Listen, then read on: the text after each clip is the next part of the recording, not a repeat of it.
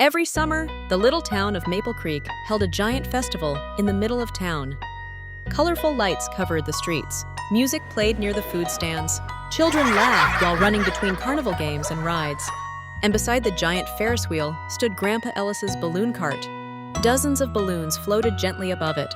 Blue balloons, yellow balloons, star-shaped balloons, animal balloons, and one bright red balloon named Benny.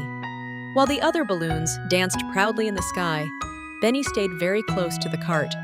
Very close. Because Benny was afraid of flying away. What if I drift too far? Benny worried. What if I get lost forever? The other balloons laughed gently. Flying is the best part, one balloon cheered. You can see the whole world, another said. But Benny only tightened his ribbon nervously around the cart handle. Staying close felt safer. That evening, Mia arrived at the festival, holding her grandfather's hand. Her eyes immediately widened when she spotted Benny.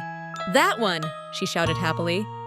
Grandpa Ellis smiled and handed Benny carefully to Mia. For the first time, Benny floated high above the festival lights. Children smiled up at him. Music echoed through the warm summer air. Still, Benny stayed nervous. "Please don't let go," he whispered quietly. Mia hugged the ribbon tightly. "I won't," she promised. As night fell, fireworks began exploding above the festival. Bright colors filled the sky.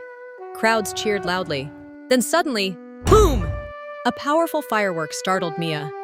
Her hand slipped, and Benny's ribbon flew free. Up, up, up into the night sky. "Ah," Benny cried. The festival became smaller beneath him. The streets turned tiny. The Ferris wheel looked like a toy. Benny trembled with fear. "I'm too far away." The wind swirled gently around him, but instead of pushing him roughly, it carried him softly through the night. As Benny floated higher, something unexpected happened. The world below looked beautiful.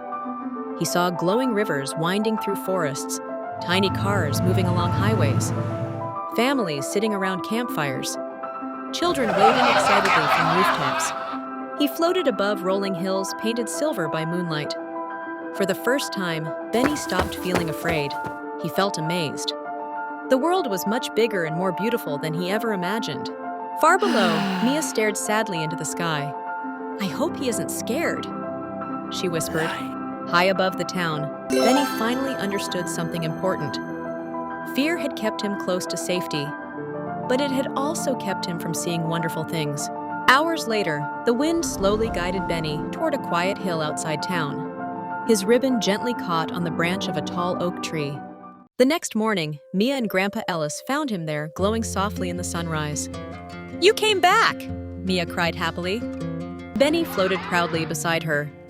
He was still the same balloon, but something inside him had changed forever. Now, when the wind blew gently through the festival, Benny no longer feared the sky, because he had learned something beautiful.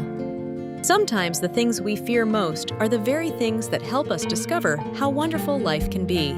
Fear can stop us from discovering wonderful things,